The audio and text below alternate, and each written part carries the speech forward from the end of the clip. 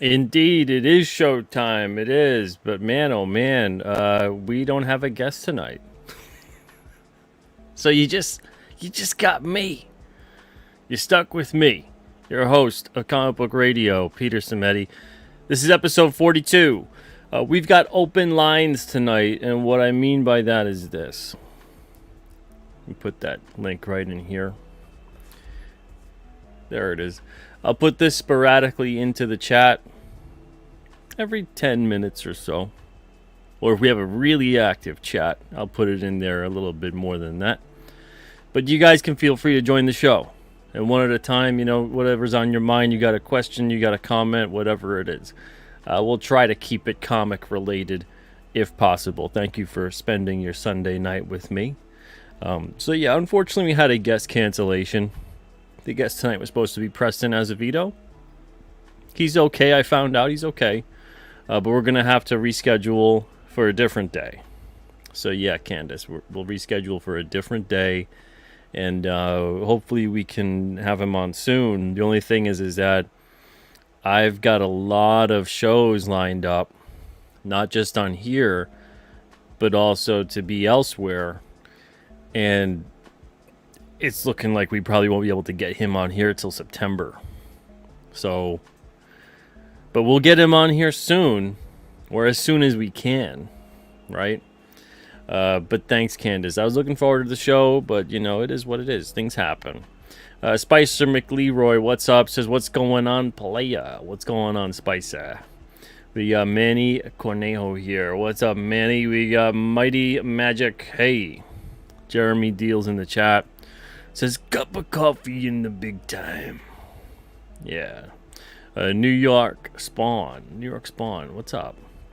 We got Andrew Campbell here, too. Hey. Yeah, Ara's here. What's up, Ara? And Logan as well. Hey, Logan. What's up? We got Eccentric here. So is Captain Finity. Hey, Captain Finity. Open lines indeed. Yeah, so if you guys want to join the show, if you want to pop in, what's on your mind? I got a bunch of things on my mind tonight. As well as a couple things I want to talk to you guys about in regards to King Cryptid. I might just do a separate one this week, though, or two, because there's a lot to talk about with King Cryptid. I haven't had too much of a chance to do it, but I might just do 2 dedicated shows this week about it. Seer says, just wanted to say good luck. We're all counting on you. Thank you, Seer. No pressure there. Blaze, what's up? Hey, Blaze. We got JW Learning. Hey. And yeah, no problem, Candace. Yeah, I hope we can get Preston on as soon as possible. Sark is here as well. What's up, Sark? Cole King in the chat. What's up, Cole? Let's see. New York Spawn asks, what you think about Comic-Con? Do you mean in general? Or do you mean... And again, you guys, too, feel free to ask questions within the chat, and I'll get to them. If you don't want to join live on air. Do you mean in general, what are my thoughts about Comic-Con, or do you mean this one this year? I guess I'll answer both. My thoughts about Comic-Con in terms of San Diego Comic-Con, I guess now there's 3 questions, because is it San Diego Comic-Con or Comic-Cons in general? You know what? Be a little more specific, because we could be here all night. We could be here all night on just that question alone. Look at that, New York Spawn. All right, going for SDCC 2023. So my thoughts about that, I mean, I don't have too many thoughts about that, to be perfectly honest with you. I'm not keeping up with what's going on at San Diego Comic-Con. To be honest, and this is kind of unfortunate, the only thing that I have heard about regarding Comic-Con this year was the unbelievably insane, disgusting, and ghoulish thing that I heard Tony Isabella say in regards to Eric July, especially in regards to invoking the name of Jack Kirby and insisting that Jack Kirby would have punched out Eric July. You know, Tony Isabella was upset that Eric July is like even at SDCC. He's even, you know, there working with CGC, getting books signed and graded or whatever, and then going, you know, he's the kind of guy that Kirby would have punched out. Tony Isabella is 71 years old. I mean, what's wrong with you? Why would you say that? And then he's like, well, Kirby was my friend. Well, if Kirby was your friend, why are you invoking his name? I mean, Kirby's been dead for like 30 years. You know, why would you say that this guy who never met, you know, this isn't like Tony Isabella is going, you know, I had conversations with Jack back in the day, and there were times he was so mad at Stan, he wanted to punch him out. And you're like, okay, you know, I mean, hey, if you had those conversations, you had those conversations, like him or don't like him. You know, if that's how he felt, and you're revealing that for some reason, okay. But this is in regards to an individual that Kirby didn't know Eric July. So it's Tony Isabella going, yeah, I'm going to use this dead legend to project my own feelings of violence, of what I would like to do upon somebody, which is bad enough and cowardly enough.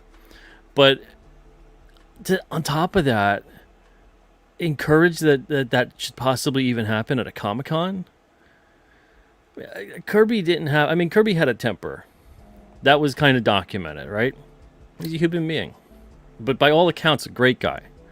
And a professional. There's not one story that I can think of where he was violent to anyone, especially a comic creator that he maybe had a disagreement of opinions on. And I mean, Kirby was a war vet, was in World War II, you know, active combat. His idea of what a Nazi was or whatever is very different than what we talk about today on the internet, because someone doesn't agree with us about a fictional character controlled by a corporation. He would have been horrified that people say, wait, this is a Nazi now? You think this? You think this is someone that doesn't agree with you about a fictional character? Or whatever? You think that person there is that? I think he would have been horrified. But again, you know, I'm not going to put words in his mouth. I'm not going to say that he would have or wouldn't necessarily. But I would imagine that, you know, if I was in that position, oh my Lord. But to say that, you know, you'd go and do this act of violence or whatever it is just to justify how you feel. I don't know what the hell's wrong with Tony Isabella. He's had these problems over the past couple of years with saying some pretty insane stuff. And then, you know, either double, tripling, quadrupling down, or he types out. You could go look up. It's a long history. Years of it. I don't know. I don't know. It's sad all across the board because it's certain. I mean, the last thing, I've had a lot of people who have come my way who have disagreed with me and called me some pretty horrendous things and have even threatened my life. All right, I know what it's like to be at a Comic-Con. You're back against the wall the whole time, having people with you the whole time around you, kind of surrounding you, all four sides that you trust, because you've had your life threatened at that convention. I know what that's like. It's not a fun day, right? But then at the end of the day, what happens? Nothing happened. Nothing happened. And it's the same thing, too. I've been at conventions where people who've been saying stuff about me for weeks, talking a lot of crap. I'll be at a show, walk past their table, right? As I'm going to the bathroom or to someone else's someone else's table. What are they doing, right? I see them. I see them from the corner of my eye. They look up, they see me, they put their head down. They don't say a word. These guys all think they're tougher than they are. They can't even be like, yo, Samedi, you suck. The delusions of grandeur in terms of the revenge fantasy or the violent fantasy that would play out. And from all accounts, San Diego Comic-Con went great. So nothing happened with anybody except having a good time, which is what should happen at a convention. These things are places for us all as people, whether we feel one way or the other about anything. this is a place, a time where we all gather together and celebrate the love of the medium, and we meet creators, we're talking comics, and maybe we have a discussion where we disagree, because I'll see it all the time at conventions where people disagree about characters or issues and everything, and they walk away from the conversation smiling and being, because they always come back to a point where, oh yeah man, but remember that run, and remember this, oh that issue was great, and that always happens. I've seen those conversations occur time and again. I've never seen something horrible happen between people at a convention, or multiple people harassing someone, or protesting that someone not be allowed at a show, or whatever it may be. I've never seen that. I've been to probably 25 conventions or so. I've never heard of that happening. I've never seen it happen. I mean, have you guys? Let me know. Have you guys seen that stuff happen? I've never seen that happen. Never heard of it happening. So to even insist that like this is how it would go down, or this is something that kind of should happen, because what that does, because it happened to me, is it makes someone out there who's a little unhinged send in some kind of a threat to you or anything else. It empowers them to think that they're justified now because someone out there says, I knew Jack Kirby and he would have done this to this guy. Right? So now all you need is someone unhinged to go, hey, I love Jack Kirby. And if Jack Kirby wouldn't have liked this guy and would have done that, he's not here to do it. Well, I am. Do you really want that to happen at a crowded space and create a panic among people? What if someone gets trampled to death? Unbelievably stupid thing to say, suggest, and speak out loud, let alone put it out there, and then try to gaslight the entire situation. And that's exactly what Tony Isabella did. Insane. Insane. And the thing is, I've had disagreements with, one disagreement with Eric July. Mostly the other things we've had conversations over, it's been pretty good. We agree. And this was like a year and a half ago. And it got a little heated because conversations on Twitter, when there's disagreements that take place and it's between two people who feel strongly about something, you can get a little heated. And there was misunderstandings on both sides. To me, at this point, I can't even pinpoint the exact details of word for word how that conversation went down. I've had conversations, or interactions, I should say, with him since then. We were positive, and, there's water under the bridge. Never for 1 second. Never for 1 second. But I've been like, oh yeah, someone should go hurt that guy. There's been people who have done and said awful things to me. Never for 1 second within comics. Am I even, going out there saying, hey, someone, if you see them, go do this awful thing to them. Crazy.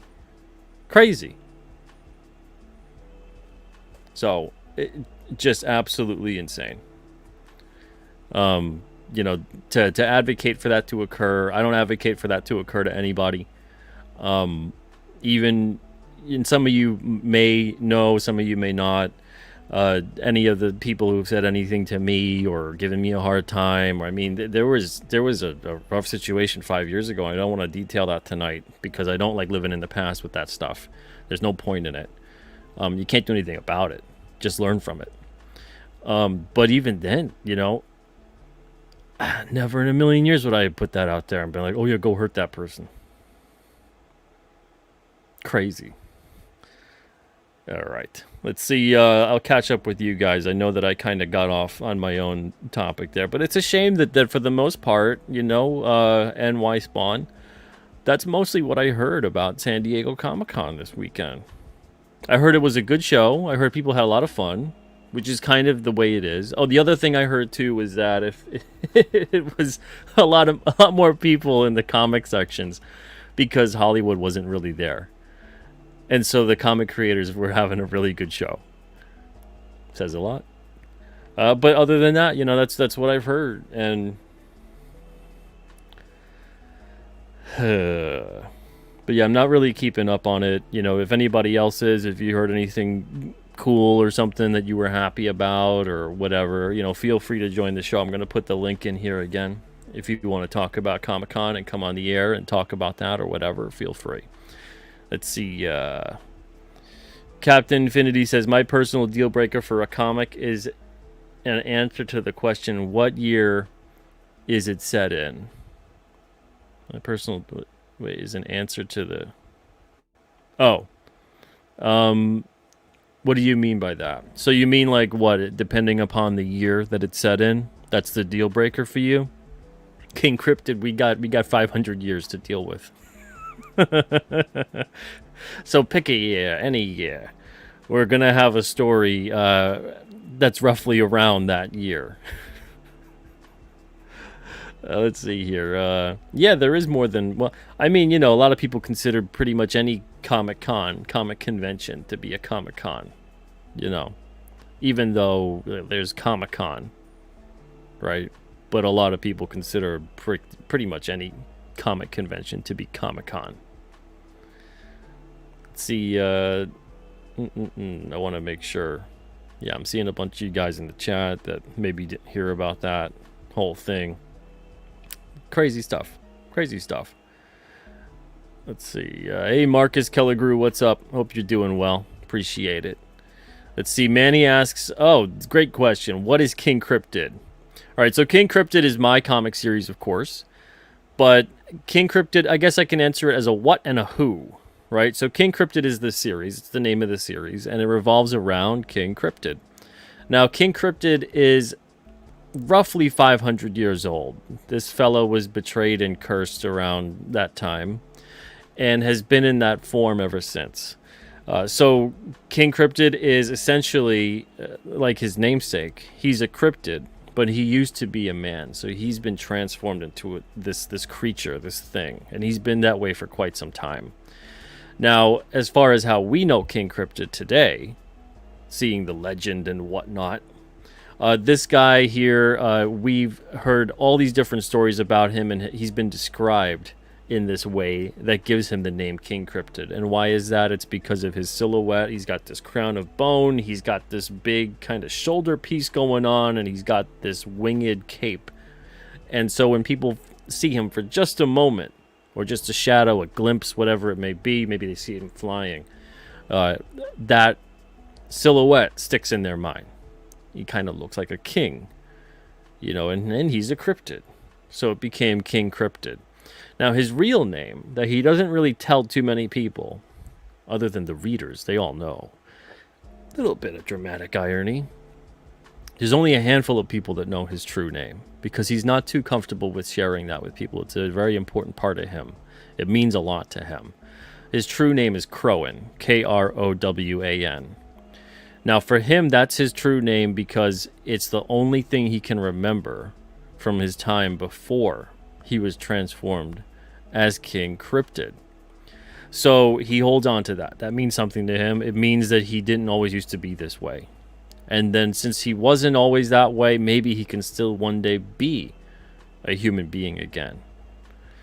At the very least, King Cryptid was cursed. And when he was cursed, he had transformed into this creature.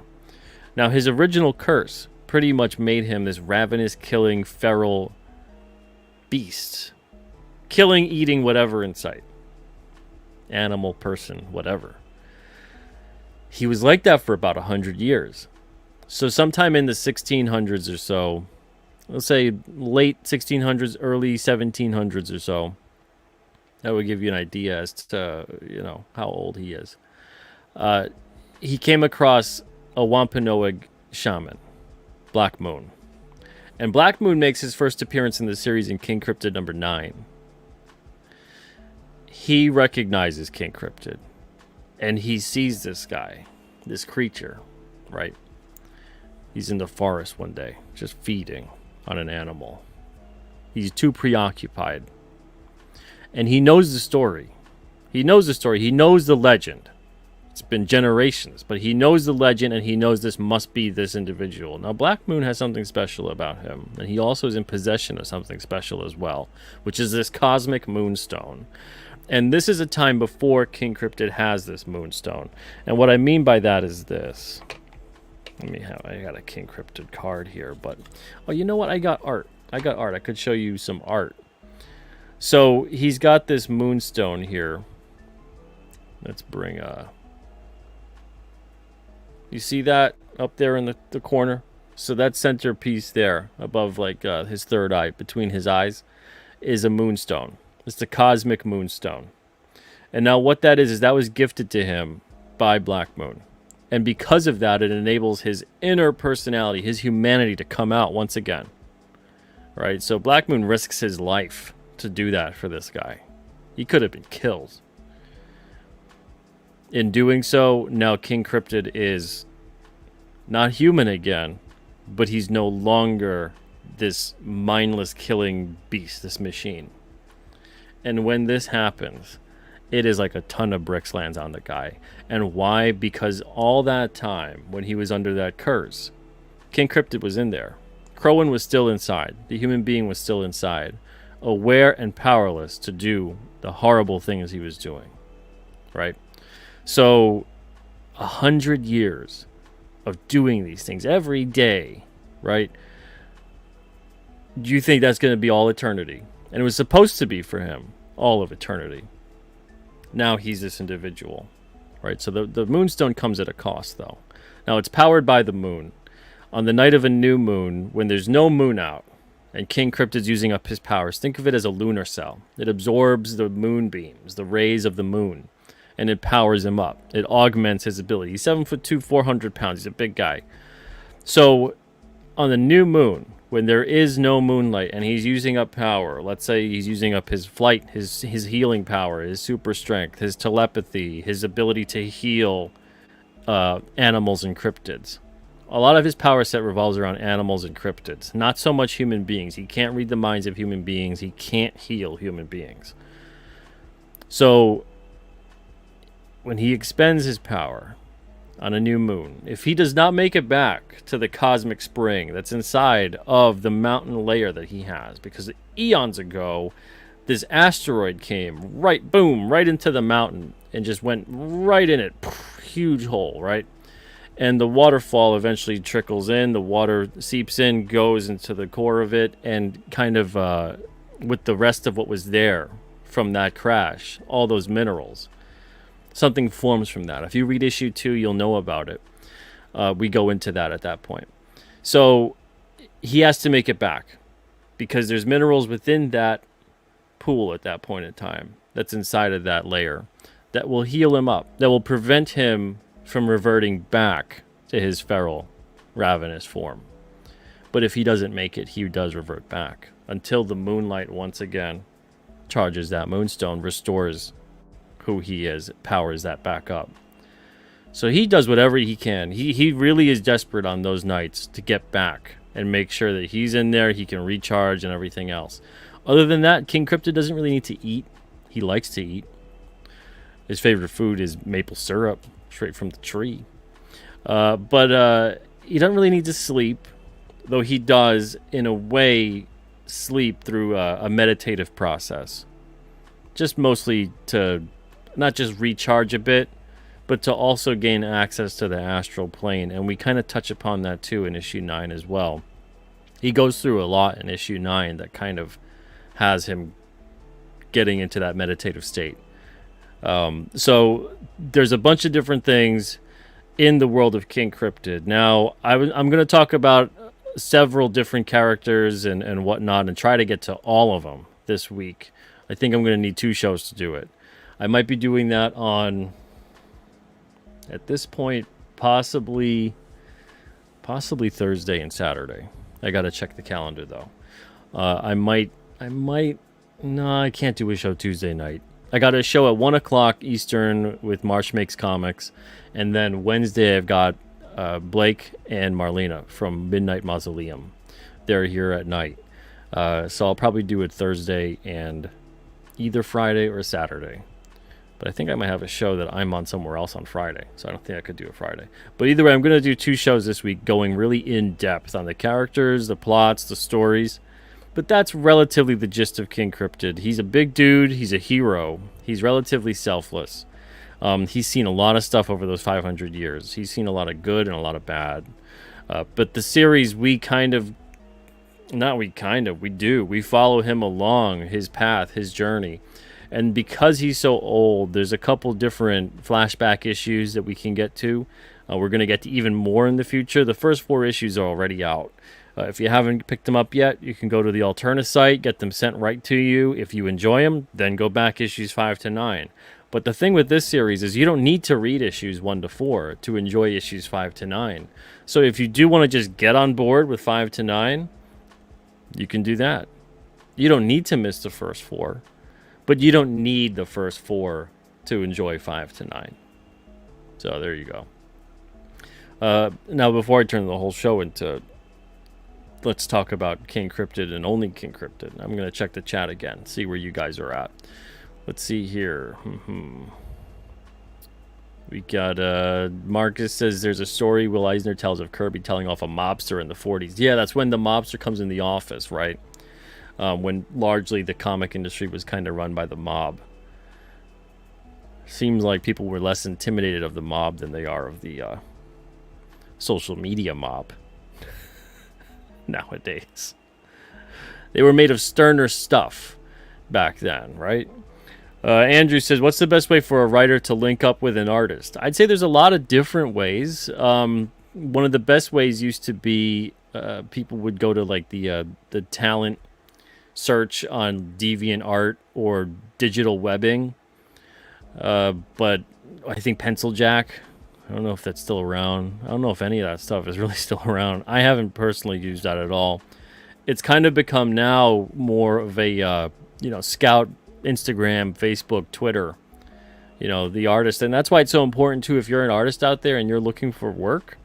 I see so many artists out there looking for work, and they never post art. How are you going to get work? Right? So post your art. Post your art all over the place. And also let people know that you're available for commissions or covers or cards or interiors, whatever it may be. Now, again, if you're going to post that you're available to draw interiors and you're posting pinups or covers, that's probably not really going to get you hired, right? It might get you some people asking. It might get some people going, oh, that's pretty good. But if you want to work, because interiors is a whole different beast. If you want to draw interiors, post interiors. If you want to draw covers, post covers. If you want to draw cards, post cards. If you don't have those things to post, draw them up. Draw them up. Draw them for yourself. Have a story you create for yourself. Just a 4-pager, let's say. Twitter generally allows you to post 4 images. 4 is a pretty good. You could put the 4 on Instagram. You could put the 4 on Twitter. You could put the 4 on Facebook. You kind of put 4 across the board. Just kind of tell a quick 4-page story. Same thing with cards. Design your own kind of cards, covers. Put those layout elements in there. Let the potential a client know that you know what you're doing, and you increase your odds of getting work. Now, if you put something out there that's a character, let's say. All right, let's say you want to work on King Cryptid. I'm always looking for artists for King Cryptid too. But let's say you do that. You put something out there. You want to work on King Cryptid, and you're posting Spider-Man. I could say, yeah, that Spider-Man's cool. You did a good job with Spider-Man. But I don't know how you'll draw King Cryptid. So if you're trying to get someone's attention, that's a creator out there, to hopefully get hired by that creator, the best way to do that is draw their character. Draw their character, put it up there, and be like, hey, I made this, check it out. Hopefully you like it. I've already contacted 2 people that have done things like that, and they've drawn not just books for me, but I'll hire them maybe for a card or a poster or whatever. That's the best way to go about it in the indie realm. Now, if you're talking about getting hired for one of the bigger companies, obviously, it's really difficult for me to recommend that you go down that road. But if you do want to go down that road, generally speaking, what you have to do is get friendly with an editor or someone along those lines, and and they can put in maybe a good word for you somewhere in terms of who hires. It's such a who not what industry when you're talking about the corporate level. So I really insist that instead you focus on the indie realm. And I know that's kind of, it seems like what you're asking about. So if you're a writer, tweet out, post it wherever, you know, this is the story, this is the character, you know, this is what it's about, this is the kind of genre, that's the kind of artist I'm looking for. Give them information, you know, let people know what you're looking for. And also let people know, I mean, and hopefully this is the case, let them know that it's a paying job. You know, you're willing to negotiate pay or whatever. So, you know, that's the best way to go about it. There's no perfect way. There's a lot of different ways, but that's one that I've used. A lot of other people have used as well. So if you go that route, best of luck. What's up, Bresky the Great? Hope you're doing well. We got, hey, Blake Powell. What's up, Blake? Yeah, I'm talking to Blake and Marlena on Wednesday. Come back and check that out. It's 9 o'clock. They'll be here. Let's see. Keep on scrolling down. Let's see if we got any questions here. I'm going to put the link one more time in here for you guys. If you do want to join the show, we got open lines tonight. Please feel free to join if you got a question or comment or something on your mind you'd like to talk about. Comic book wise, of course. Let's try to keep it comic related as much as we can. Jeremy Deal says, I've heard of an artist get a run off a convention because he was swiping other artists' artwork and selling it as his own. Even with the artist he was swiping being in the same convention. I've heard of that. Yeah, I've heard of that. Still not the same thing as someone, you know, punching someone out. But yeah, you know, it's conventions are, you know, there's a lot of that. There's a lot of that, and a lot of convention runners try to have those kind of bootleg swiping rules and whatnot, you know, but obviously they're not aware of a lot of it until it happens at the show. But most of them have handled that, and they kind of handled on the down low, you know. Let's see. Yeah, no problem. New York Spawn. Let's see. Mighty Magic says people should be happy for successful indie creators, not rage. You know, people often get upset when it's something they feel they can't be a part of for one reason or the other. You know, and if someone's having success in that realm, and you know that there's no way. You can't go down that road. It's too late for you, or you're just not built that way. You know, it's not in your DNA to be entrepreneurial. You need to work for a company. You need to do what you've been doing, you know, the way that you've been doing it. When you see someone who is objectively now more successful than you, doing it on their own terms, it upsets some people. It's never upset me. I've always been inspired by that. You know, it's great. I love seeing all these people out there doing their own thing and succeeding. I wish that for everybody. There's nothing like it. Nothing like it at all. It's great. Looks like we got somebody joining the show. Let's see. Ichthys. What's up, Ichthys? What is up, Total Excellence? How are you, Peter? I'm doing good. How are you, man? Good, man. Just here, just coloring, living the dream. How about you, man? How's comics and life treating you, man? It's going good. It's going good. Keeping busy. You know, that's all I can ask for, is to stay busy. Right, man. Awesome. Yeah. Dude. Not being busy is a frightening prospect. Yeah. I think that's the only time that you should be concerned, is just not keeping yourself busy, or just even having a hobby, period, man. I mean, I just can't imagine just absolutely doing nothing. Yeah, I've seen people out there that are like, I'm so bored today. I'm like, you're bored? I haven't been bored since I was like 3. What's that like? I don't know, man. I mean, because to me, boredom is like you have too much time with nothing to do. What's that like? I always have the exact opposite problem. Oh man, that's good. That's good. I don't know, man.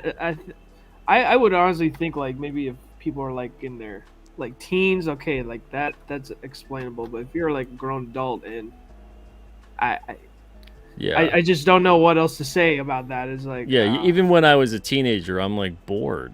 I'm never bored. You know, if you've got time on your hands, right. you know, draw something. You know, you write something. You're out and about. You know, you're hanging out with friends. You're watching a movie. You're listening to music. You're always doing people that are just kind of like existing. Like there's large periods of time where you're existing with nothing to do Yeah, except to dude. like lament your own existence. Essentially, what's that like? I mean, it sounds horrible, Right. but I'm also like, how is that possible? There's so many things to occupy your time with. Yeah, man. I don't know, bro. You're getting really I don't deep know. into this, man. It's like now you're just talking about like existence, Yeah, time, and that's what space. I mean. You know, our time is finite as far as we know True. right now. You know, maybe one day we'll discover, oh wow, you know, it's great. We truly have a lot of time. We just have a short amount of time here right now. Exactly. But you know, as far as we know, until that day comes, that's kind of it. There's so many things to do. You know, there's so many things to occupy your time with. I can't imagine ever having that. And then when I see adults that are out there that are like, Hmm. I'm so bored today. Someone please kill my boredom for me. I'm always like, what?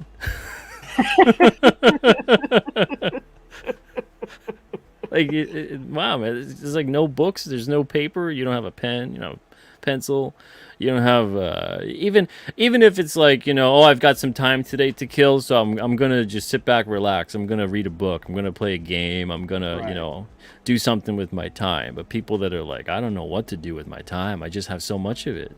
You know, I'm like, wow, wow, man. What a luxury. Yeah, I don't know, man. I mean, even people who are like multimillionaires and stuff, like they don't even have time. I mean, it's like again, I'm saying out of experience because they're freaking like, you know, like I mowed their lawn, so like they would tell me these things. I'm like, wow, man, it's like, so that's why I can barely see you. You know, it's like the things that they do. Like, I don't know. It's like, it's I don't know. Time is such a like a valuable thing, but you know, let's try to keep into like comics because I know like we're yeah, getting yeah. really dim into it. Yeah, But I like this. Eric says you don't get bored as an adult. You take naps instead. Yeah, I agree. You know, because you're so yeah, tired from all the things you've been doing with your time. So if you do have free time, you're like, I'm taking a nap, man. You know, bored. yeah, right.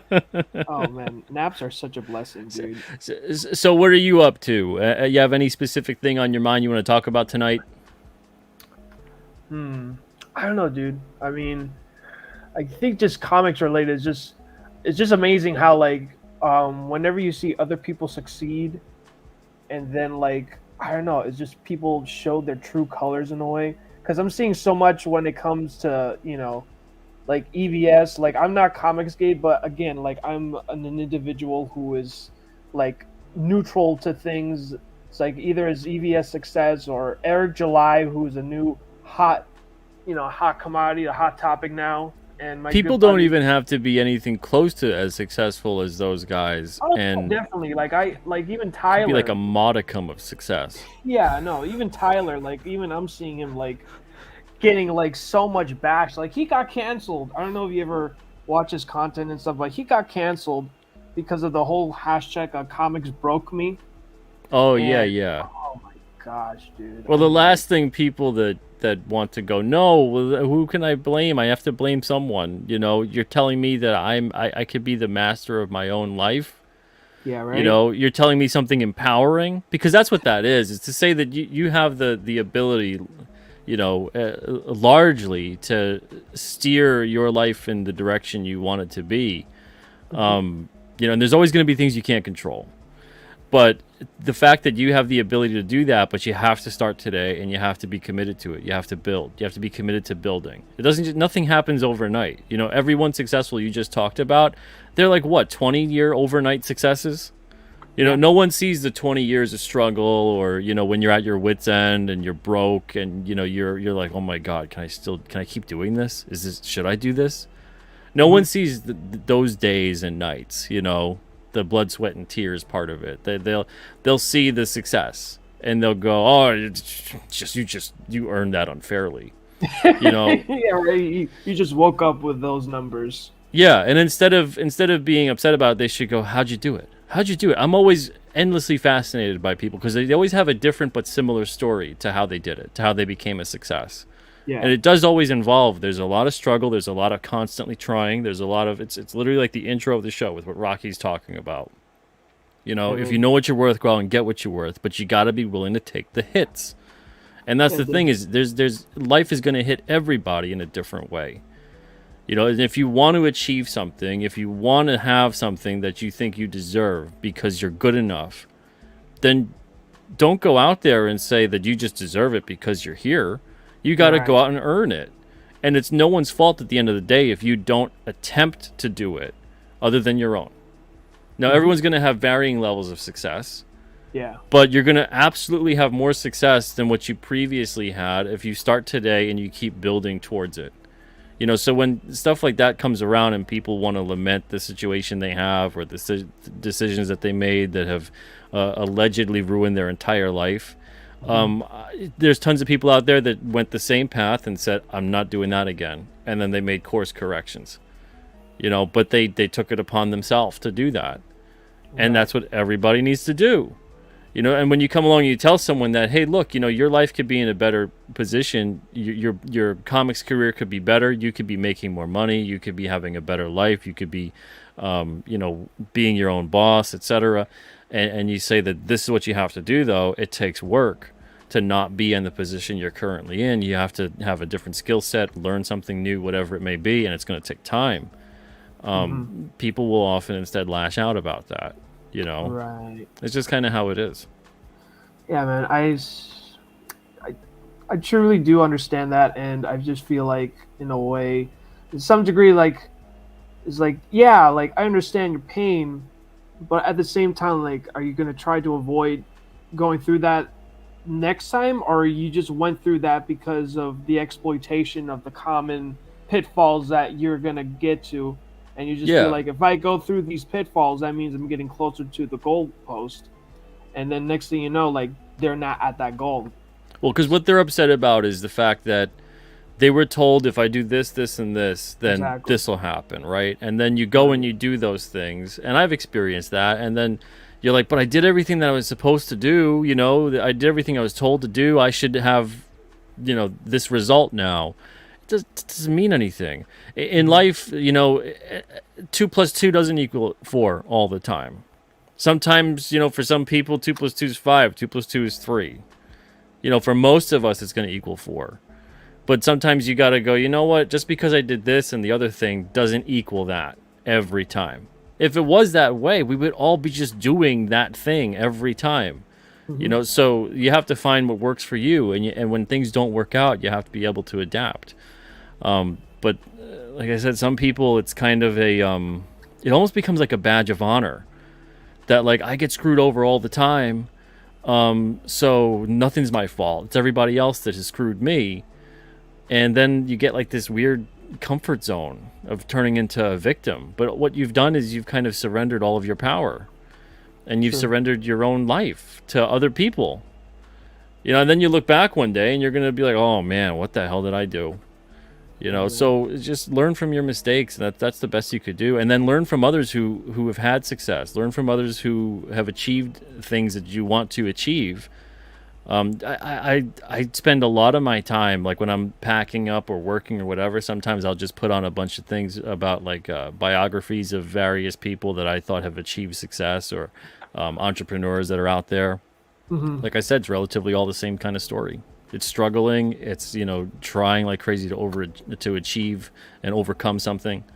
It's very similar stuff, but they all have that in common, is that they kept at it, and that's the biggest difference. That's the biggest difference. What sacrifices are you willing to make to achieve the things you want to achieve? And some people go, well, I can only sacrifice so much, and that's it. Well, at the end Hmm. of the day, that's, you know, why someone maybe, you know, they had that accomplished, and they achieved it, and maybe that's because they sacrificed a little more than you were willing or able to sacrifice. Don't bemoan that they were able to do that, because it wasn't easy for them to do that. Right. So Yeah. No. yeah. Yeah. No. I definitely agree. Like 110%. Because I mean, I think that's another thing too. Is like, when I hear the word mentorship, like it's so different until like freaking what's that dude? He It's like basically when the dude made the whole like, it's like, oh, like I have a Lamborghini, but I have these shelves of books that is knowledge, and these are my mentors. I forgot what this dude's name is, but like again, like he's a multimillionaire and all this stuff. And like, and it's true, like books are like your mentors in a way, because again, like these knowledge that you have that's been like within a month, like a months amount of years, like it's still going to be there. Like even the Bible itself, like all the knowledge that it has, or the Quran, anything, like there is knowledge and truth within these things. And they're like, back then when like, there was tribes and clans and all this stuff, and even the Oh yeah, language yeah. that Our they our technology's changed a lot, but human experience has changed very little. exactly. You know, that's why we're able to read stories thousands of years ago that were made, and they still resonate. You know, and no one stops and thinks that they're like, oh my lord, like this thing was written how long ago? You Yeah, know, and man. and you have all this different technology that maybe the fashion's changed, maybe the location has changed, maybe things are kind of different, maybe you've got indoor plumbing and they don't.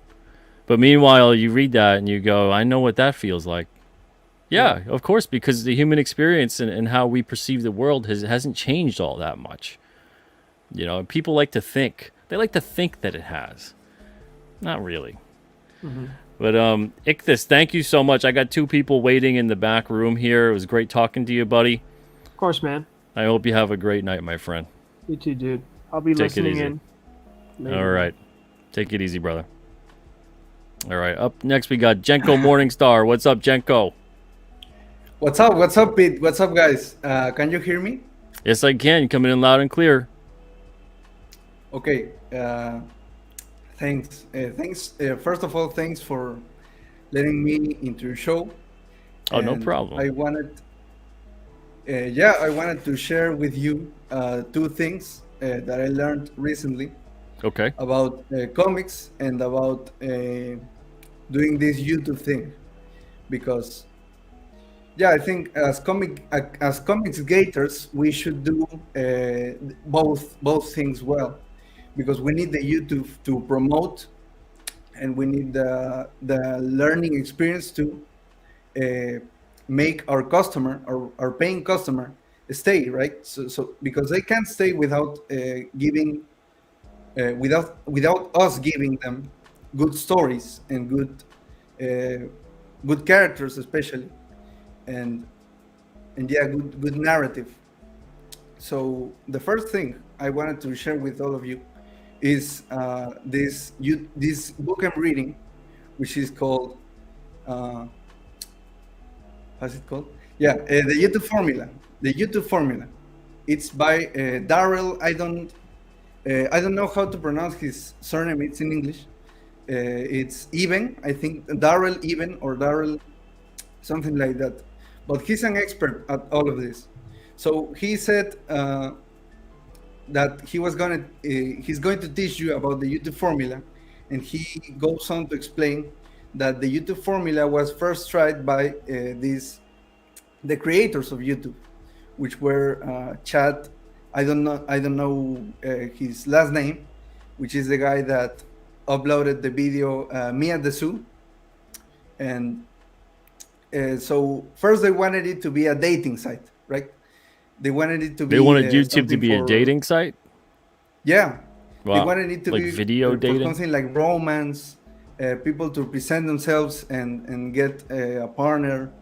But they promoted it at universities in the United States, and the college kids uh, weren't handling the platform for relationship purposes. They were handling it to do cat videos, or joke videos, or share Yeah, something they funny, were something weird uploading from what their they lives. wanted.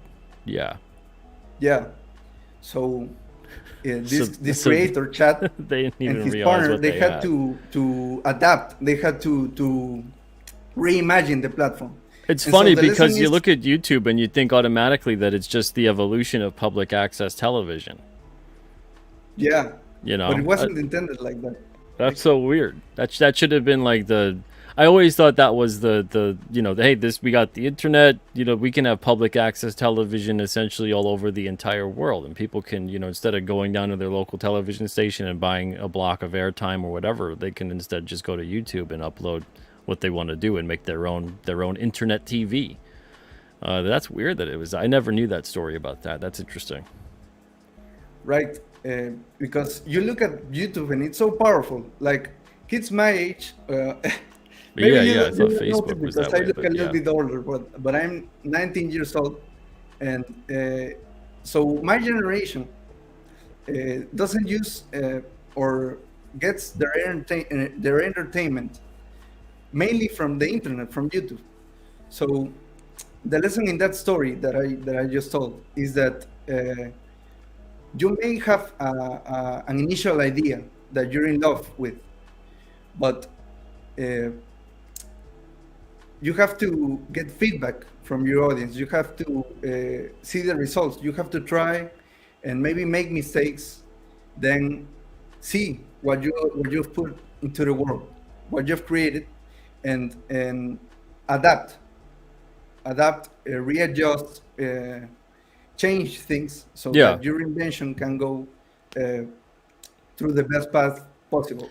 Yeah, I mean, And it's the just, other it's the thing, same thing like this with a bunch of stuff. It's learning a new skill set.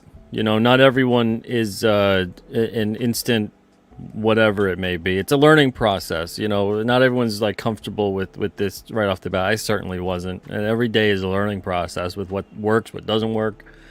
Even this show itself has had an evolution twice at this point.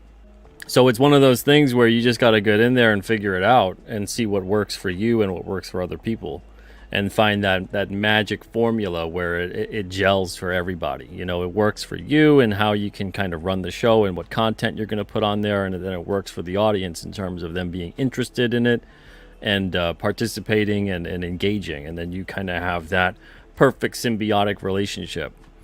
But before, with a lot of entertainment, still in some ways, it's kind of like that at arm's length approach. There's no real conversation across the board. And when we see it a lot in mainstream entertainment, where if you don't like something, that's not really an answer they want to hear. yeah, they aren't capable of adapting their ideas or changing it, right? Yeah, instead of going, oh man, the audience, that fell flat with them. Let's learn from that and not try to do that again or do it differently, or instead it's just, what did they know? What did they know? Well, Yeah, uh, exactly. So that's the first thing, and then the second and last thing. Sorry for taking so much of your time, guys. Is something I learned from the podcast, the Mark Millar podcast.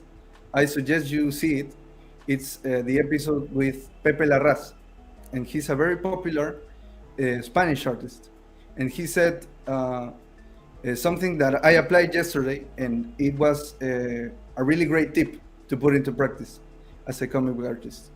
And the tip was, you have to choose a great panel in your page. You have various panels, but you have to choose one that is the special one that you're gonna put the most effort in. So that's one, and it doesn't have to be great, right? It just has to be good, like good, just very good. You're satisfied. And the others are meh, okay. It's not necessarily good, not necessarily something that makes you happy, but something that works. And if you do this, he says, you don't saturate the reader. So the reader, at the end of the story, they don't feel like, oh, what a great artist, but he renders everything. I mean, I'm just fed up with his art. They're gonna feel actually good, and they're gonna feel like you're an artist of quality. You're giving them quality, but you're also balancing that out with more simple stuff to give them storytelling, just pure storytelling, and focus on that. So yeah, that's a great tip, not only for the reader, but also for you as an artist, because you save a lot of time, just a lot of time. Yeah. Just instead of putting a background, just a silhouette or maybe like a half tone, right? A texture. Well, you have to understand composition. You know, there's time to do that, and then there's time to emphasize the figure. You know, so if you put a ton of background, you can flatten the image. There's no depth. You know, and you make the storytelling more difficult to follow. So you have to isolate the figure at certain points. But yeah, you got to run around and learn and understand composition, and try out, see what works for you. But yeah, there's a lot of artists out there that it's one extreme or the other. You know, either it's a bunch of talking heads and there isn't really any dynamics, or there's so much on the page it's overwhelming. So again, you know, and honestly, if I had to pick between the two, I'd rather take the there's so much on the page as opposed to there's pretty much nothing on the page. But yeah, there's tons of artists out there that are great with that balance, you know. But Jenko, thank you so much, man. Appreciate it. Thank you for stopping by tonight. Thanks, yeah, no problem, man. And take it easy. Have a great night, brother. Sure, thanks. Have a great night. See ya. Goodbye.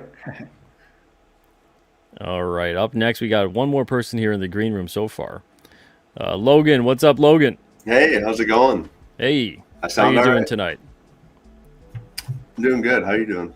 Doing good, doing good. What's your question or comment for tonight? What's on your mind? So, not to bring it back to the existential talk that you were having earlier, Hey, I'm here for whatever. but I was reading, number 18 of It Came Out on a Wednesday. I was really curious, is this just something you put in? Oh, the camera's acting up now. Uh-oh, Or it's is that- Whoa, it is. It's freaking out. It's following you. Yeah, Which- well, it's supposed to follow me, but it doesn't like it when I put a book in front of it. Which It which freaks one? out then. Which page are you talking about? The left or the right? The left. The Memento Yeah. Mori. That's an ad that somebody took out. Somebody else took the ad out? Yeah, somebody Okay. took I didn't that know ad if out and was put just that there. You reminding everybody? Or... No, yeah, it's yeah. I don't put like hidden symbol. Well, I do, but I didn't know. I don't. That's not really hidden symbolism. That's like No, boom That's pretty straightforward. in your face. Yeah, that was an ad that somebody had taken out. Yeah, Nice. Okay. yeah, That's, yeah. that's That camera. pretty much my question. That camera Yeah. was like, wow. Well, I mean, it's supposed to follow me. Oh, That's what there it does. is. Yeah. Yeah. But you put a Look at book in that. front of it and it doesn't know what to do. Man, oh man. Is it stationary or is it swiveling? It's swiveling. It's Wow. on a gimbal. Look at that. I got one of those old cameras. Just sits there, sits there and just stares at me. Yeah. Hey, it works, man. That's what Yeah, they're supposed to do. exactly. Man, yeah, the camera lives. Look at that. Yeah, no problem. Is anything else on your mind before we part ways? I can flex on everybody and show my new toy that came in the mail. Sure. Oh, you got the Horace H. Hoover prototype. Very Yeah. nice. Man, oh man. Pretty excited about that. That's cool. That's bigger than I thought it would be. Yeah, it's pretty good sized. I don't think I have anything for scale really. We can. Here we go. That's so cool. Even headless, it's a tall figure. Mm-hmm. Yeah. I don't know if that's how the ones once they're being produced, that's how big they'll all be, or if this one's bigger. Yeah, I wonder what changes he's gonna make. Yeah. Yeah. Man, oh man. Pretty neat though. Well, thank you so much for stopping by, Logan. And, Yeah. I'm Thanks for having me, for answering my question. I'm sorry that you waited the whole time Oh, that's fine. for that. I wish it was a better and more interesting answer for you. I'll promote my comic to make the time worth it. There we go. There it is. There it we is. go. That's Firewatch, right? Yep. All right, very nice. All right, man. Take it easy. Thank you so much for stopping by. Have a good night. You too, man. All right, we've had a lot of conversations on the show tonight, and look at that. Look at that. It's like it's got my logo is my nose right there. Look at like Peter Criss right now. That's good. Take that off. There we are. I'm going to show a trailer or two, and I'll be right back. We'll do 15 more minutes because there's a bunch of questions in the chat. Probably 15 more minutes to a half hour. There's a lot of questions in the chat. I want to get to some of them, and yeah, we'll be right back. 1 more minute. Stay right there. Don't go anywhere. Just a trailer. Just one. Just one. We'll be right back.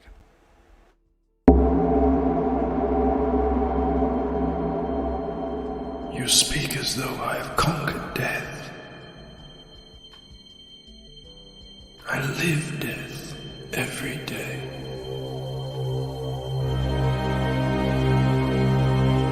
I am surrounded by it, smothered by it. Look at you now. He would have everlasting life. You seek to defy death, yet you cannot even defy sleep. And our like sleep is to death.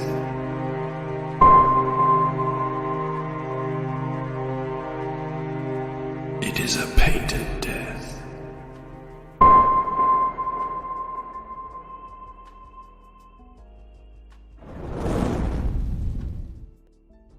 Alright, welcome back to Comic Book Radio. We're doing open lines tonight. Open lines. I'm going to put the link one more time here for you guys, but there's a bunch of questions to answer in the chat.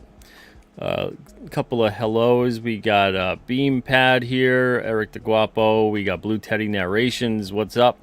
Mighty Joe asks, will we get a Samedi drawn issue of King Cryptid? Maybe a milestone 25 or 50, giving you time to work on it while still doing everything else for Alterna? I'd say no. And the reason I'd say no is because I'm just not happy doing that. I don't like to do sequentials. I don't like to do interiors. And even if I did, the amount of time that I would spend doing interiors, I could have written 4 or 5 more issues. So it's better for me to just write 4 or 5 more issues and hire an artist, give them the job. And they'll do a better job than me. And I'll be happy. And they'll be happy. And then that makes you guys happy.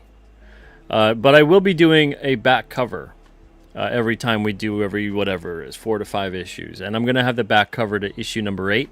That's going to be revealed on August 1st. So you might notice that on the campaign right now, that's the only thing. It seems like all the other ones, you got a front and back to 5, 6, 7, 9, but only a front to 8. And that's because I got the back cover on that. So I hope that it probably disappoints you. But honestly, I tell you this, it disappoints you more if you get the issue from me with the interiors that I just don't want to draw. You'd go, he shouldn't have drawn them. He should have hired somebody to draw them. You know, you got to know not just your limitations when you're a creative person, right? You also got to know what you're good at, what your strengths are, and lean into those. You know, and when you find that something isn't a strength, hire someone else who's strong at it. That's about it. You know, and what brings you joy? What do you love doing? Because if you don't love and enjoy doing what it is you're doing on that endeavor, it's going to show. It's going to show bad. And then no one's having a good time, right? And we're all here to be entertained, have a good time, enjoy ourselves with the stories and all of that. Let's see here. New York Spawn says, what's the advantage price to fund your own comic? Maybe if you could be more specific about that, I'll get back to you about that. See if you have answered that a bit later. Let's see here. Mighty says, I got the whole issues of Wolf and Batsy. Congrats, man. That's a good series. Fun series. Let's see here. Marcus says, I try to post art almost every day, and I post stories I've drawn in the past. There you go. Post a page a day. It's good stuff. Yeah, I mean, there's so many artists out there that I see that aren't really posting art, you know, and then they'll go, well, why does anyone want me for their project? No one knows you draw. Post your art. Post your art. Then they'll know you draw. And the more of it you post, the more they'll know what you draw and how you draw. And then before you know it, they'll start asking you not just for work or commissions or whatever, but maybe they want you as the artist on their book or whatever it may be. You know, so it's an easy thing. You know, it's not easy to draw it and get the work done. That's for sure. But it's an easy fix. You know, like you want people to know that you draw, well, post your drawings. You'd be surprised. And the same thing too with writers. Writers are like, how do I let people know how I write or that I write? I'm just like, are you kidding me right now? As they write that tweet or post, how do you let people know how you are as a writer? You're writing right now. Make sure that what you're writing, even as a tweet or a post, is coherent and interesting or whatever it may be, especially if you're going to talk about your book. Talk about your characters, talk about your story, write about all of that. Your philosophy on storytelling, you know, what you do as a storyteller, how do you go about it? You know, if you want people to know that you're a writer or whatever it is, then write about what you write about. People go, oh, it's impossible. It's impossible to promote how you write as they write about that being an impossibility. Jasper says, I watched SDCC walkthrough videos. It seemed like a good time. Awesome. Yeah, it's always good to see that people having a good time somewhere. It's much better, I tell you, than seeing people being miserable. There's too much of that in the world. But there's also a lot of good in the world. A lot of, if anything, I think there's more of it.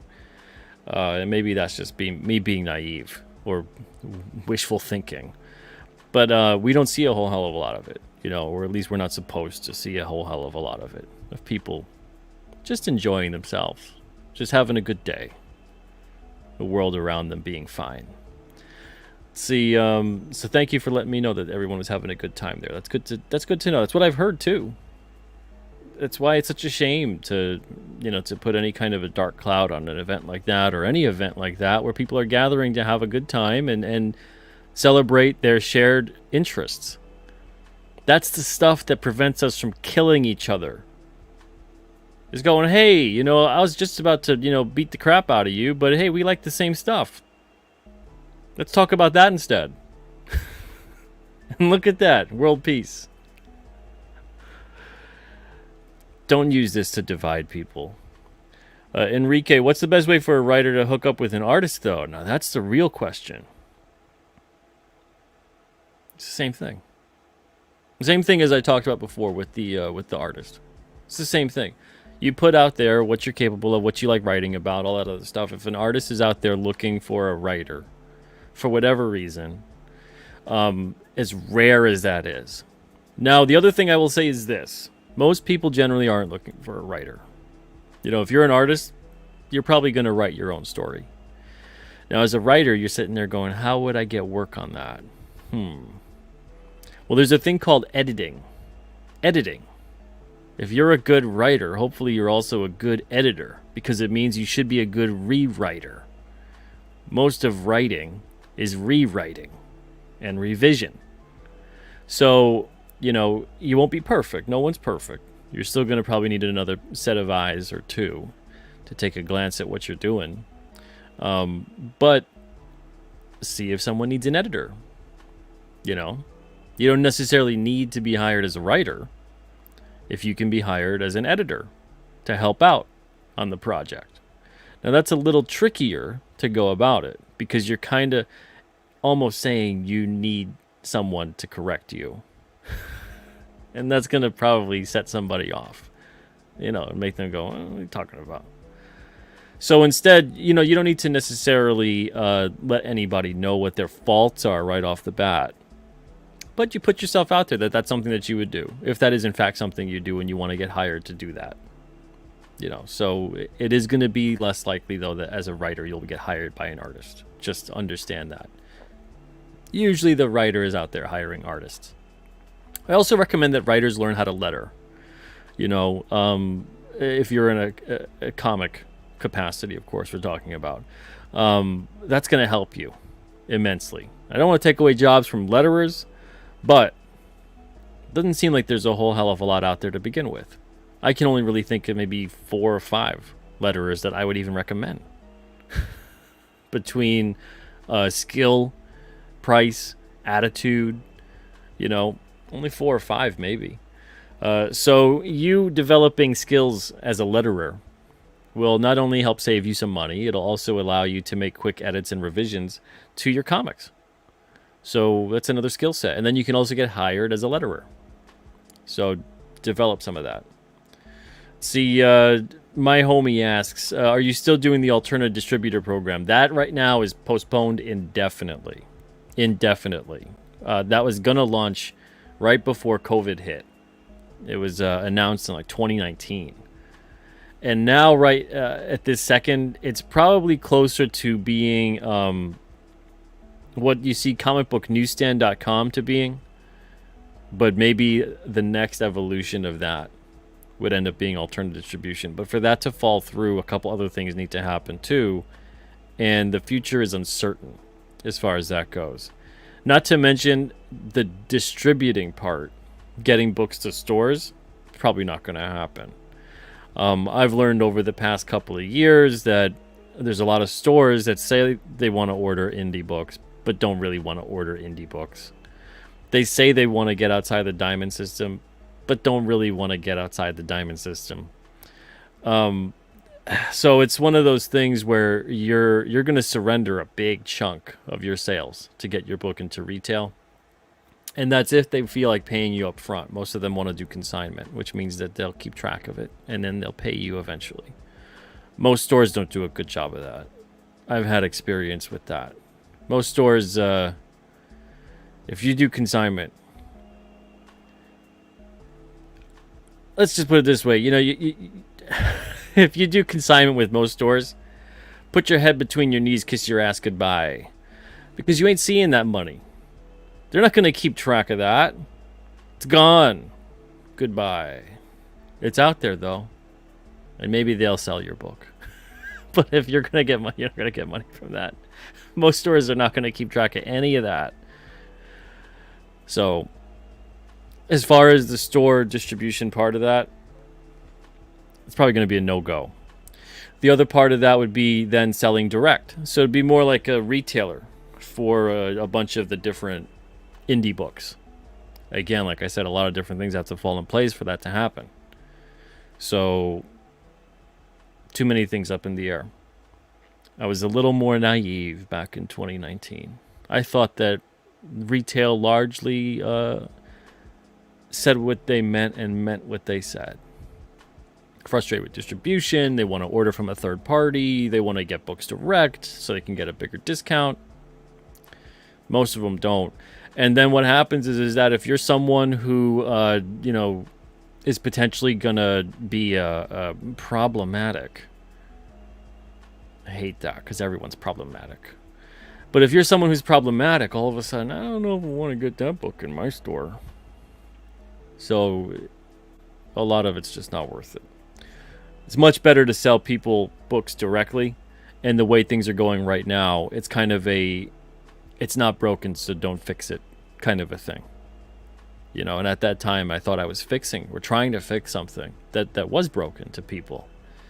And largely, even though they don't want that, they still want the broken system they have. Because change is frightening, So let's see here. We got also, I saw a good comment before from somebody. Let me see. Oh, here's a question from Hidden Hand. Says, you said issues 1 to 5 of, I'm believing you mean King Cryptid are shipping soon. Issues 1 to 4 have already shipped. Those are done. We fulfilled that campaign last year. So if you want to order 1 to 4 on alternacomics.com, you can get King Cryptid 1 to 4 right now. And then what happens is if you like it and you enjoy the series, you can always just back 5 to 9. You should. They're great. I think that they're going to be even better than 1 to 4. Granted, I'm supposed to say that, but I truly, truly feel that. If I didn't think 5 to 9 were better than 1 to 4, I wouldn't make them. Let's put it that way. It takes a lot of time and effort to make a comic, right? 5 to 9 builds upon 1 to 4. It's so much more fun. It's more in depth, because we've already established some of the characters in the world in 1 to 4. So now it's like we're getting into having the fun of issues 5 to 9.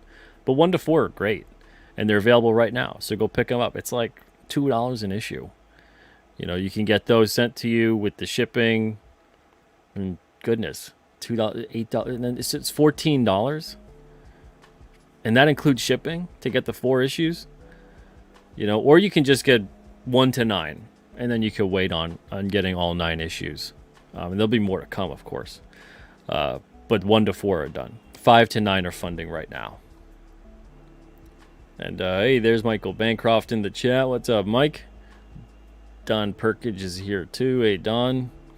Let's see here. Oliver from 656. Hey, Oliver. Rick Saylor in the chat as well. We also have let's see here. Jasper says, I love hearing Pete talk about his excitement for King Cryptid. More creators need to sell their characters like this. I'm going to do, like I said, I'm going to do at least 1, but I want to hopefully do 2 shows this week. I'll do one absolutely definitely Thursday night. I'll do one about King Cryptid characters, doing a deep dive. Tonight it seemed like this is a spontaneous thing because we had a guest cancellation. For those that don't know, Preston Azevedo was supposed to be here tonight. He's okay, but we have to move things around, so he'll be back in the future as soon as possible. So tonight it felt like it was just a good idea to go ahead, do an open lines show, talk to you guys, and that's about it. It's kind of like old school comic book radio tonight. But we'll do a King Cryptid episode on Thursday. See, Sketchfly, you had something interesting that you had said. Where is it? I'm trying to look for it. We got Survive Infinity. What's up, Survive Infinity? Stato, hey, says it has to be a way of life, not just a temporary mindset.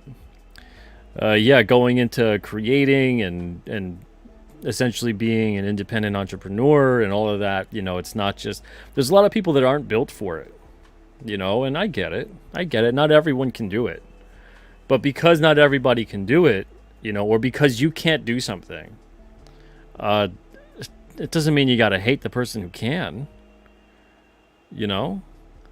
If anything, I think largely all of us kind of enjoy seeing people accomplish things that we can't, or achieve things that we can't, or do things that we can't. If we didn't, I don't think many of you guys would be, you know, reading comics, watching movies, watching sports, whatever it may be, you know, appreciating art. We wouldn't have any appreciation for any of it, because we would just all be sitting there with envious emotion towards people who are achieving things and doing things that we can't. So I think largely most people, and I think like 99 point whatever percent, are people like this. Only that sliver of society, you know, even if it's 100,000 people that are out there that are unbelievably jealous and cruel and miserable, it's still a lot of people. But statistically, it's not. But there's still a segment of society that's always going to be kind of miserable about that. You know, you see someone accomplishing something that you can't and probably never will, because you don't either want to or you just can't, and it makes them upset. You know, but instead, you don't need to be upset. There's plenty that you could still achieve and accomplish. You know, maybe you can't do what that person's doing or whatever, or how they're doing it, or have the level of success that they're having, but you could still do plenty of different things. I bet you could probably even do things that successful person that's achieving whatever they're doing, I bet you could do things that they can't do. We're all doing different things. That's what makes this world great. God forbid we ever get to a point where everyone is supposed to do the same thing, think the same way, achieve the same things. Holy cow. That's horrible.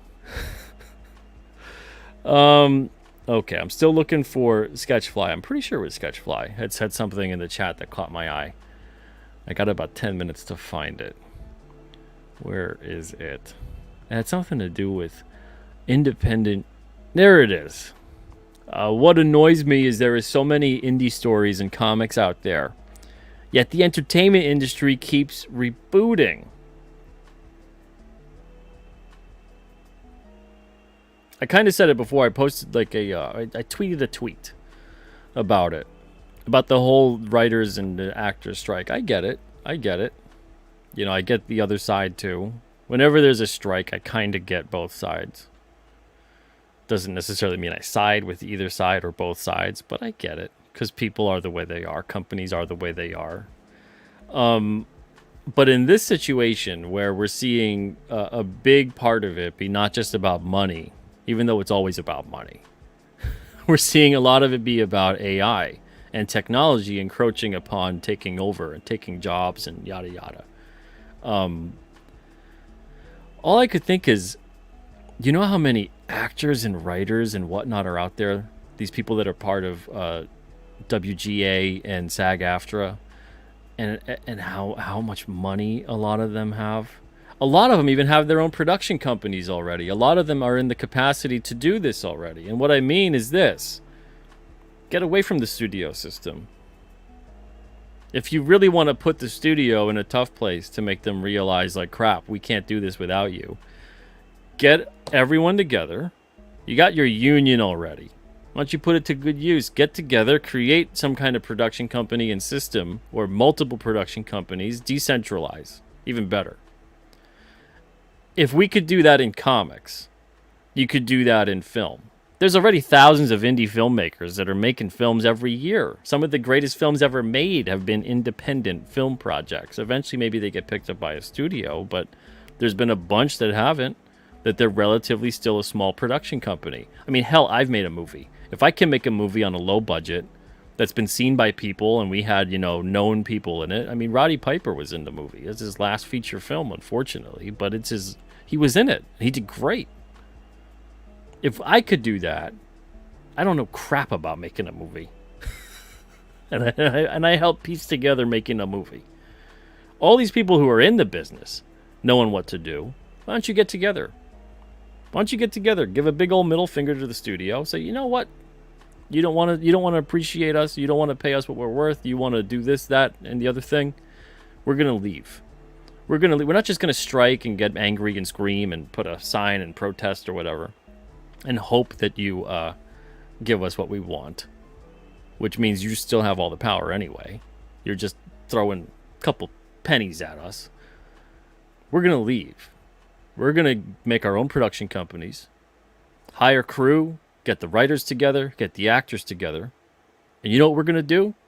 You're out there paying for this and that and the other thing and licensing that film, getting that franchise, optioning this script, whatever it may be, from all these bigger companies. Yeah, we're going to go to the independents. We're going to go to all the independent creators out there, the storytellers that are out there, the comic creators, the book writers, all these people out there that have all their own things.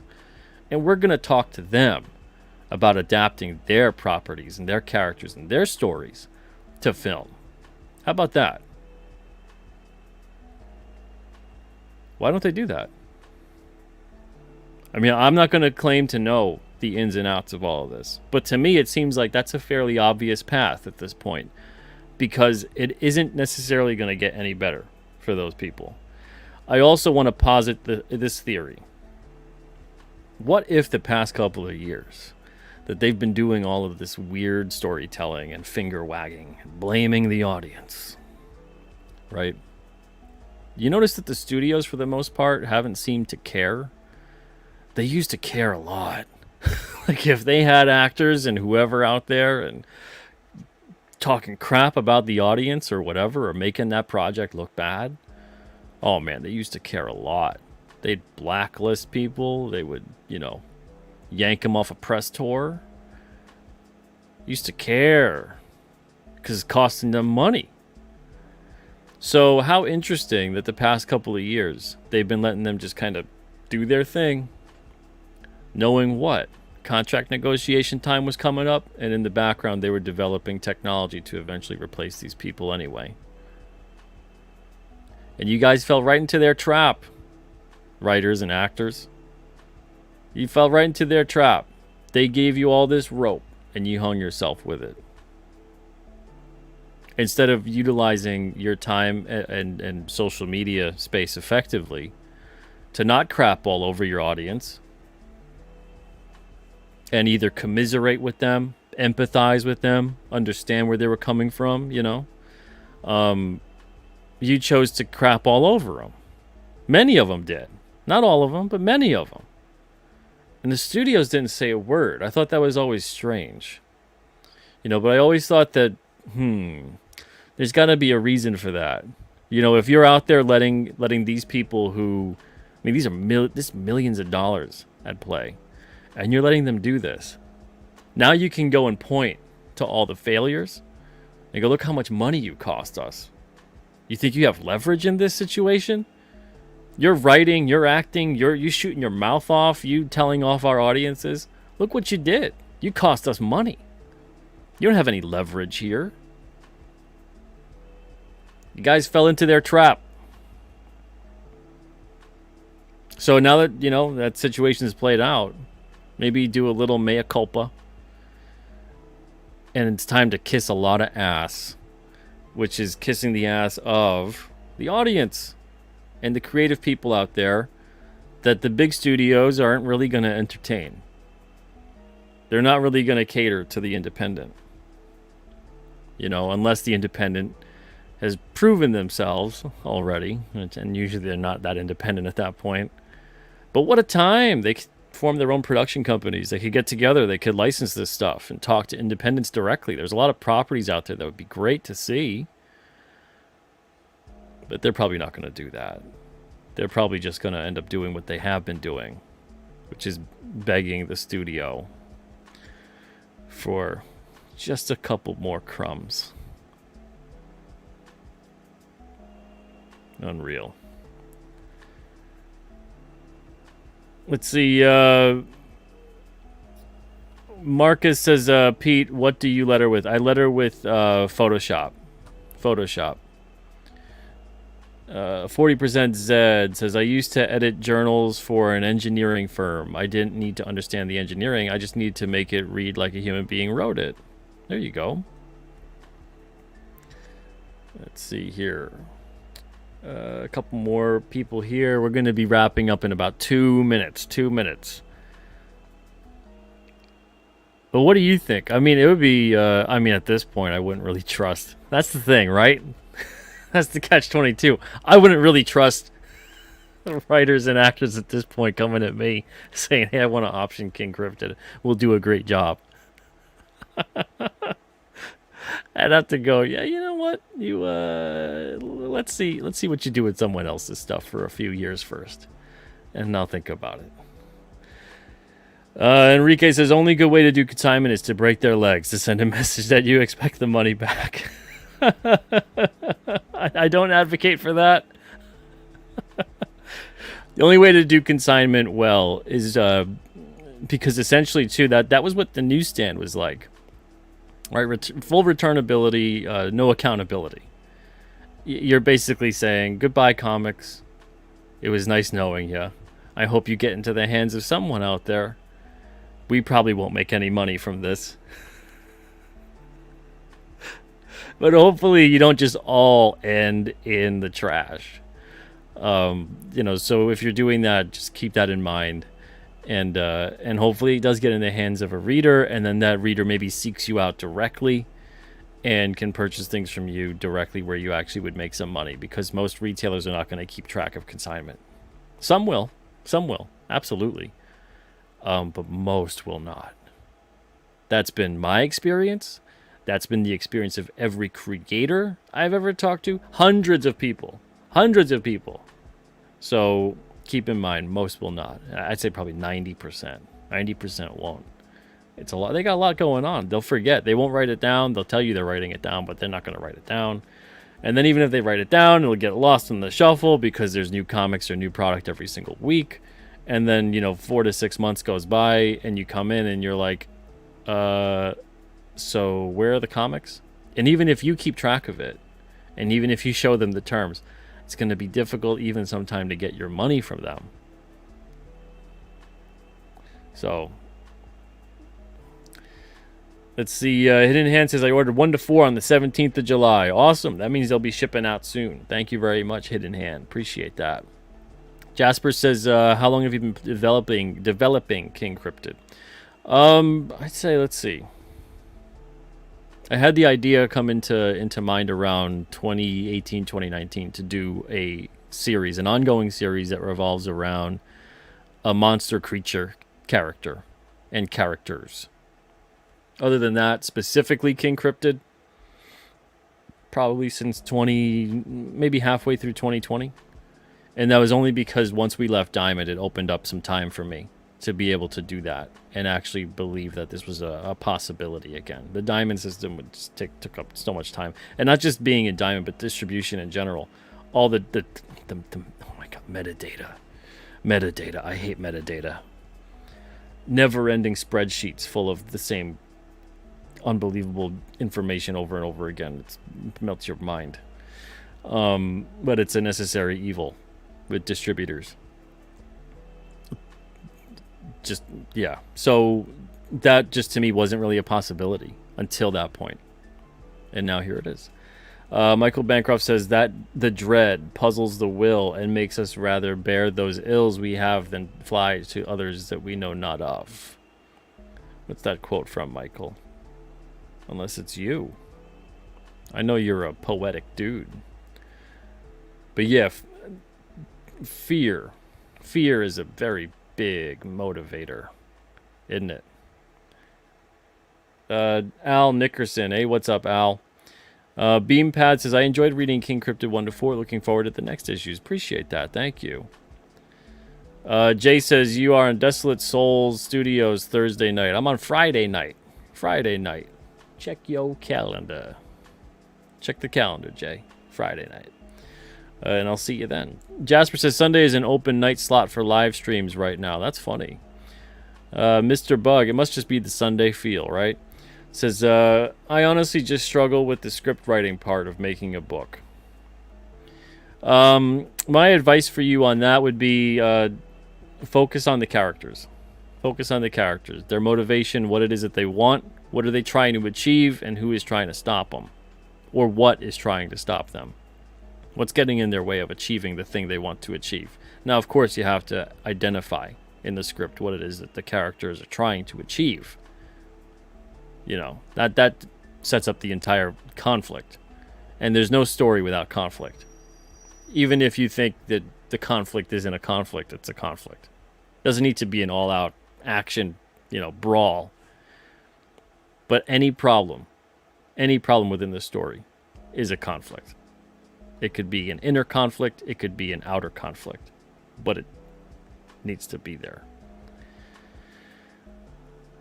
Let's see here. Count Chocula said, no, I didn't help make They Live. No. Although it was funny because Roddy held the script in the same esteem as They Live. He said that he really enjoyed a lot of the themes of the chair. How it showed kind of a different side to people below the surface. And he's like, I really like that about They Live. And it's such a shame, man. He was like, I think this will be a great movie for me to put on my reel and get out there and maybe get some A-list work. Like, Roddy really wanted to start making a big push towards being in films again and TV. And unfortunately, he passed away. He passed away just a couple months after filming. We wrapped up at the end of February, early March, and then he had passed away at the end of July. Great dude, though. Great dude. Oh, my Lord. People say you shouldn't ever meet your heroes, and Roddy was just incredible. Incredible. The best and one of my only positive memories of making that movie revolve around Roddy Piper and having conversations with Roddy. Great guy. Great guy. Miss him a lot. Hey, Professor Murph. What's up? Hope you're doing well. Thank you for joining tonight. Jaspers is Here Comes Pete After Dark. All right, well, we gotta wrap it up. Yeah, it looks like that's about it. All right. Yeah, he's just great. Just great. Oh, my Lord. I'll leave it on this note with Roddy. So this was around 2015, like 2014, 2015. Because I talked to him a lot through 2014, and then he passed away in 2015. And one of the best conversations I had with Roddy Piper revolved around him and the journey of his career. Because he asked me, how'd you get involved with all this? How'd you do that? Like having a phone call with Roddy was like talking to a friend that you've known for 20 years. It's insane. It's the craziest thing. The first phone call I ever had, right? So I call up Roddy Piper. I talked to his wife, Kitty. And she's like, oh, he's in the shower right now. He just got back from the gym. Can he call you back? And I'm like, you got it. I'm just like, did that just happen, right? So he calls me back in about like 20 minutes. He's like, oh, hey, Mr. Samedi. He's like, how you doing? He's full on, just amazing dude. And he's like, thank you so much, man. He's like, this script was great. He's like, I really, really liked that these characters were just, I think I could do a lot. He plays the prison guard, Murphy, the head guard. And he goes, I got a couple ideas for him, but I want to make sure that it's cool with you because I want to respect the creator of the project. And I'm like, Roddy Piper like gives a crap about what the hell I have to say on this, I'm like, I'm expecting to get steamrolled, and be like, hey, you're Roddy Piper, man, whatever you want to do. So he had a couple of ideas and whatever, it's great. And then he starts asking me, how'd you get into all this? How'd you get into, making comics and telling, these stories and whatnot? So I'm talking a little bit about it, and then he's talking about his life as well. I asked him about, we eventually just started having an organic conversation. And he's like, oh, yeah, when I was out 15 years old and I went on the road to go be a wrestler, I was in Saskatoon. And, he's like, I joined up and I left home because my old man, he goes, was a piece of work. He's like, I wasn't going to stay there. And so he goes and he becomes a wrestler. He goes on the road. He lives the life of an on-the-road wrestler, barely making any money at all. Sleeping wherever he could sleep, and all this stuff, right? Is tough life. He's like, I'm getting the snot beat out of me. He's like, but I'm learning. I'm here to learn, So he's talking about all of that. And he's talking about the fact that what he was doing coming up as a wrestler. And this is the part that has always stuck with me forever and ever. And it never will leave. He goes, and that's why when I do these shows and I see all the fans and I see people everywhere and they come here to see me. He's like, first of all, that blows my mind every time I'm at a show. I'm at a signing. I'm at a wherever. He's like, the fact that there's anybody that wants to see me. He's like, because I know my life. I knew what I've come from. I know I'm not a perfect person. He's like, I try. He's like, I really try. He's like, but I know. He's like, but here's these people. They gave me what I have. If I didn't have these people, if they didn't support me, if they didn't root for me, if they weren't here to see me, I'd have nothing. And he's like, so when there's a show and I do a signing or I do whatever, if this show is closing down, I go, we're going over here. I'm meeting everybody. We're talking. You came here to see me. I'm here to see you. Let's do it. And he's like, I'll be at shows, like at the bar around the corner or something, an hour or two afterwards, talking to people and making sure everyone that came to see me sees me. He's like, because those people mean a lot. They mean everything. Without them, I have nothing. I am nothing. He loved his fans so much. The only thing he loved more than his fans was his family. That dude, like, telling me stories about his family, and we would have conversations about that, and incredible. Just a good, genuine guy, salt of the earth. And I never forgot his appreciation for his fans. Because it's absolutely true. It's true. Each and every one of you guys that's in here, even just listening to me tell this story right now, or talk about what I've been talking about, or reading King Cryptid, or whatever it is. Whether you support me, someone else, whatever it is. You guys are enabling us to have the life we have. Because this is largely, I think I can speak for a lot of people with this. I won't, but I'll speak for me at the very least. This is my life's purpose. Making these stories, doing this with my life. I can't think of anything else I would do with my life where I would have the same level of joy and happiness with my life. Forget the money or whatever. I could have a lot, a little, whatever.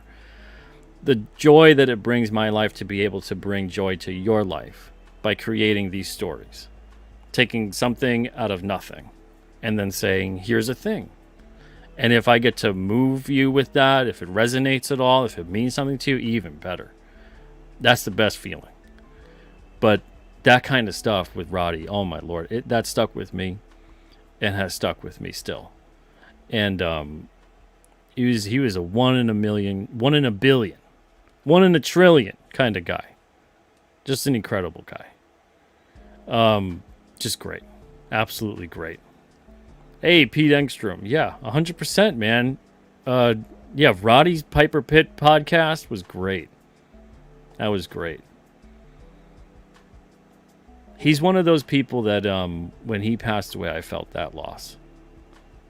It felt like, you know, there's some people that pass away that are celebrities or whatever it is. And I mean, I felt it more because we became fast friends over that year and a half. But, you know, it's like you feel it. And then other people, you're like, oh, man, that stinks. But it doesn't hit as hard. For me, Roddy, that was to this day, the more I think about it, I'm like, Roddy was a good dude.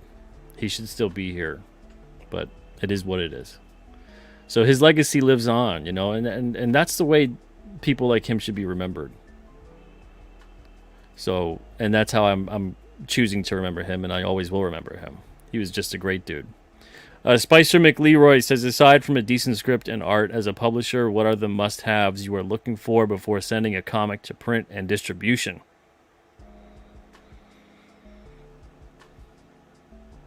I mean, you kind of... Lettering should be great. And thank you for the super chat, Spicer. Lettering should be great. Of course, everything should be nice on it. Everything should work. It should be cohesive. Other than that, I mean, that's a gigantic question. That is a gigantic question. I've touched upon that several times with submissions and whatnot. So yeah, it's when it comes to telling you about your story, it's one of those things where I have to see it. I have to see it. I can't judge a theoretical, hypothetical submission. You know? And the thing is, we don't take submissions anymore because I've seen a lot of submissions come through that are not ready yet. They're not ready yet. But Spicer, seriously, just the must-haves. Obviously, the writing, the art, everything that you look at a comic. That's a must-have. And if you want to talk about personally for me, then you could, you know, read King Cryptid. Check out King Cryptid. That's me putting my money where my mouth is in terms of creating a story. That in particular. But thank you for the super chat. Count Chocula, thank you as well. Says, I want to borrow one of your artists. What does that mean? Well, I mean, they're not like technically my artists. You know. I don't own them. I own the work that they create. And even then, they own the originals. But go approach any of them. They're all great. Approach them all. Hire them all. Just don't make them too busy. You know, give them a little bit of room for me. Elizabeth Lyons, thank you so much. I'm excited for King Cryptid. I appreciate that. Thank you very much. Thank you. Yeah, Beam, it was great. It was great. No negatives to my time interacting with Roddy. Just an incredible guy. Quillcox says, I'd thumb again if I could. Good stuff, man. Thank you, Quillcox. Citizen Ronan says, best entertainers are always good to their fans. I agree. You know, that's what they're there for, right? They're there for them. They give them purpose and joy and vice versa. That's the best. That's the beauty of it all. If you're an entertainer and you want to be worshipped and you don't think you need to serve those people and brighten their day or give them something that impacts their life and adds value to it, what are you doing then? You're not an entertainer. You're a taker.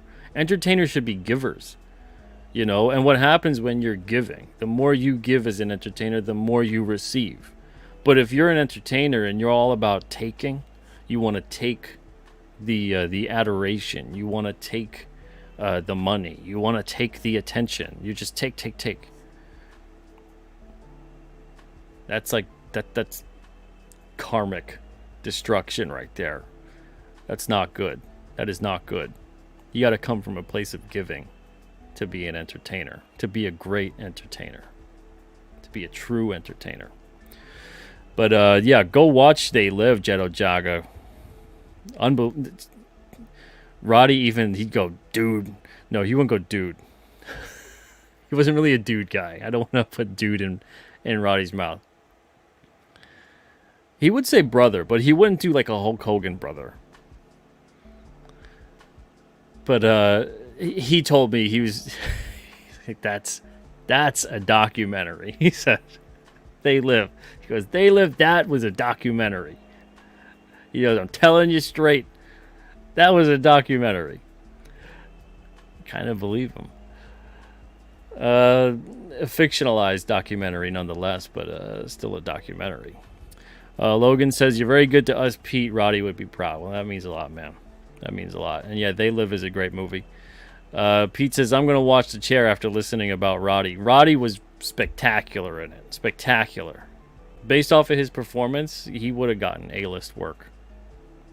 Terrific performance. Everything else about the movie could be utter garbage.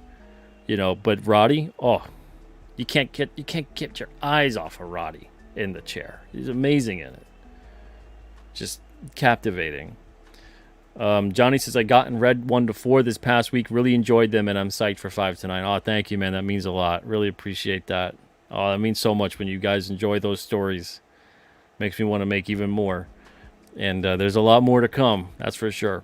All right, guys, I'm going to be wrapping it up. I got stuff to pack up. I'm here. Man, I was here for almost 2 hours. Good grief. Well, thank you guys so much for spending some time with me. Thank you guys that hopped in on the show and were here for just a couple minutes. Really appreciate your time. And we will do this again on Tuesday. Tuesday at 1 o'clock Eastern, I've got Marsh Makes Comics. So I'll see you guys then. Thank you very much. Everyone, take it easy. Have a great night, a great tomorrow, and I'll see you on Tuesday. Everyone, thank you again. Really appreciate it. Have a wonderful night.